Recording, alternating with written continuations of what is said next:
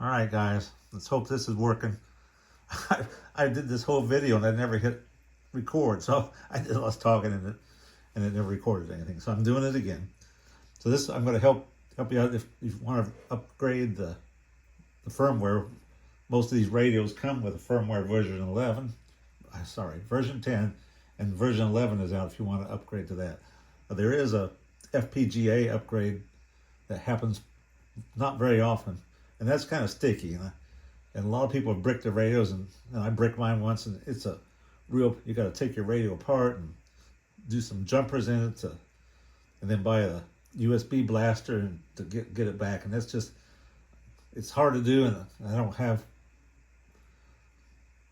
it changes too. It's changed since the beginning. So somebody else may have the steps to do that, but I don't have that. But we'll do this part. So over here on the radio, you got to hook a USB cable from your computer. My computer's down here on the floor. So I got this USB cable that I just dropped. Let me get it plugged in here.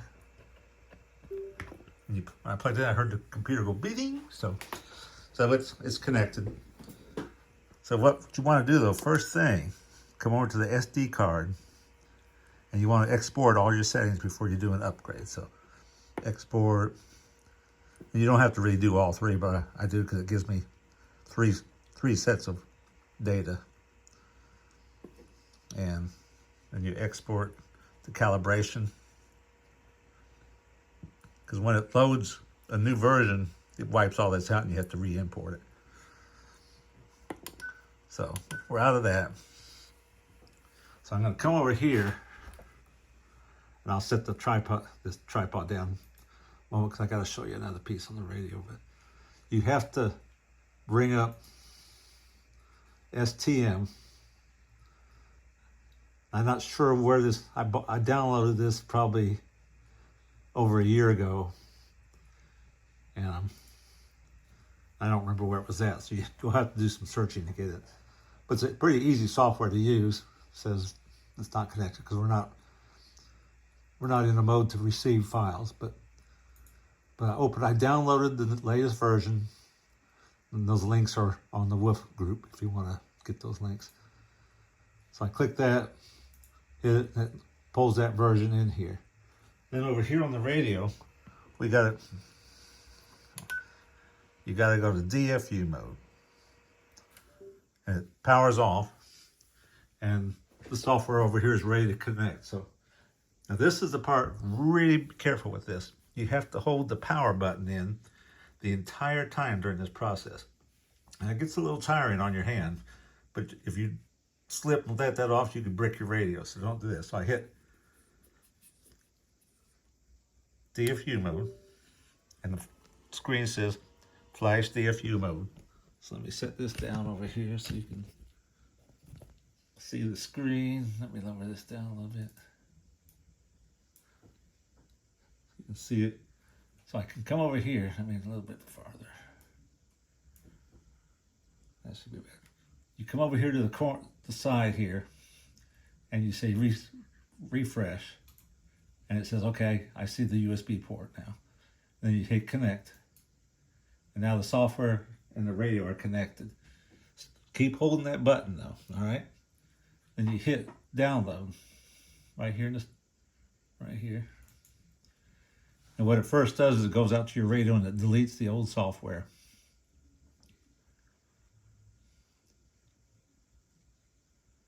And that's what it's doing right now. So see, this is fairly easy. And I'll show you what happens when we're done.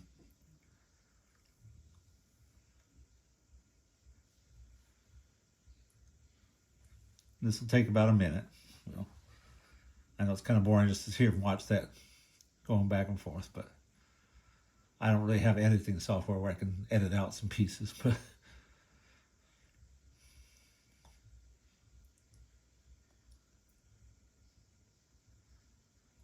come on.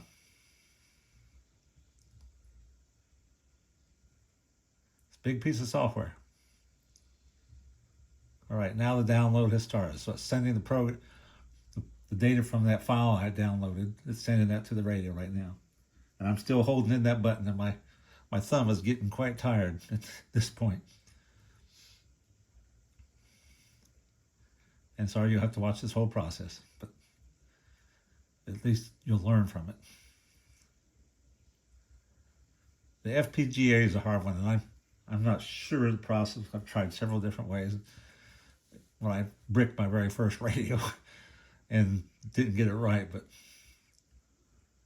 and some people say you just put the FPGA file on the SD card and you can flash it from there. So if that's the way, it's easy, but some people have had problems with that and break their radio too. So I hope we stay on FPGA 10 for a long time before if they just bring out the normal software, this is a piece of cake to upgrade it. Almost there. I'm still holding the button. Okay, it says it's done. So we're done. I let go of the button. And of course it says, oh, I lost my connection. Yes, you have, because I let go of the button. So I don't need this any longer. So over here, if we go back to the radio, and you power it on, and it says, what's it say? Version 11.0.0 is on there. And then you come back over here, go to the SD card, import settings.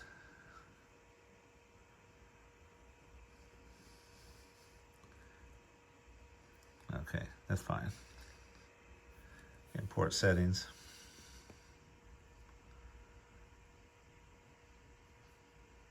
And then everything will be back the way you left it.